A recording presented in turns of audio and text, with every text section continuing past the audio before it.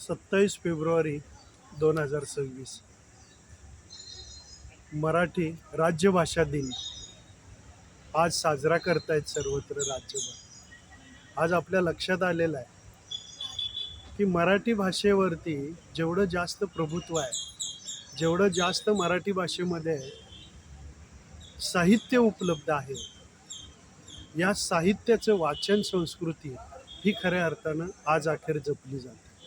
आज वाचनालय पाहिली तर या सगळ्या साहित्यिकांनी अनुभवानुसार, त्यांच्या परिश्रमानुसार आज साहित्याचं खऱ्या अर्थानं जतनही केलं जातं. पण या सगळ्या वाचनालयामध्ये वाचन संस्कृतीसाठी जास्त करून भर दिला गेला पाहिजे. आज मोबाईलच्या जमान्यामध्ये आज प्रत्येकजण मोबाईलवरनं माहिती रेफरन्ससाठी घेतो आणि तो समाजामध्ये दाखवण्याचा प्रयत्न करतो. आज मोबाईलमुळं वाचन संस्कृती कमी झाली हे जरी आपल्याला जाणवत असलं तरी सुद्धा शाळांमध्ये जे ग्रंथालय आहे, ही ग्रंथालये सुद्धा खऱ्या अर्थानं ग्रंथपालाच्या नेमणुकीपासून जर खुली ठेवली आणि नेमणुका जर झाल्या तर खऱ्या अर्थानं मराठी राज्यभाषेला न्याय दिल्यासारखा होईल. आज आपण पहा, 5 मिनटं सुद्धा मराठीमध्ये समोरच्याशी बोलत नाहीत, त्या 10 वेळा इंग्रजी हिंदी भाषा येते आणि त्याचं विनाकारण आपण आपल्या भाषेमध्ये माध्यम म्हणून वापरतोय. आणि का तर असं वाटतं की दुसरी भाषा ही दुसऱ्यावरती प्रभावी माध्यम आहे म्हणून वापरण्याचा प्रयत्न करतो. पण एक लक्षात ठेवा, मातृभाषा, आईची भाषा, मराठी भाषा, माय मराठी हीच खऱ्या अर्थानं आपल्या महाराष्ट्राची ओळख आहे. आणि यासाठी मराठी माध्यमाच्या शाळा वाचल्या पाहिजेत, टिकल्या पाहिजेत आणि शासनानं जाणीवपूर्वक याकडं लक्ष दिलं गेलं पाहिजे.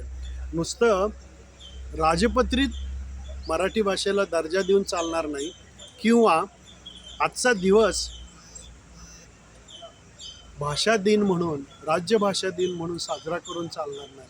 तर मराठी माध्यमाच्या शाळा पहिलीपासूनच्या प्राथमिक, माध्यमिक, उच्च माध्यमिक असतील, या शाळांच्याकडे खरं शासनाने लक्ष दिलं गेलं पाहिजे. हे आजच्या दिनानिमित्ताने खऱ्या अर्थानं साजरा झाल्यासारखं होईल असं मी तुम्हाला म्हणतो. कारण आज विवा शिरवाडकर पहा, दमा मिराजदार पहा किंवा पु ल देशपांडे आहेत, शांता शेळके आहेत, असे असंख्य लेखक, लेखिका, साहित्यिक होऊन गेले. आत्ता नव्याने येणारे सुद्धा साहित्यिक खूप चांगल्या पद्धतीने आपलं लिखाणाचं काम करतात. पण वाचन होण्यासाठी आणि वाचनासाठी खऱ्या अर्थानं मराठी माध्यमाकडे आज विद्यार्थी गट आला पाहिजे, पालक आलं पाहिजे, शासनानं जाणीवपूर्वक लक्ष दिलं पाहिजे. आज इंग्रजी माध्यमांच्या शाळांनी आणि इंग्रजी माध्यमाच्या पालकांनी मराठी माध्यमाचं वाचन संस्कृती खऱ्या अर्थानं लयास नेलेले. त्यामुळं आज महाराष्ट्राचा इतिहास वाचला जात नाही. आज महाराष्ट्राचा इतिहास, साधू संतांचा, थोर पुरुषांचा इतिहाससुद्धा आज खऱ्या अर्थानं मुलांच्या अभ्यासक्रमातून कमी झाला आहे. परवाच राज्य शासनाचं ज्यावेळेस अधिवेशन झालं त्यावेळेस माननीय मुख्यमंत्री देवेंद्र फडणवीस साहेबांनी सांगितलं की इथून पुढं अभ्यासक्रमामध्ये इतिहासाची 20 पानं असतील. हे फार महत्त्वाचं वाक्य त्यांनी सांगितलं आहे.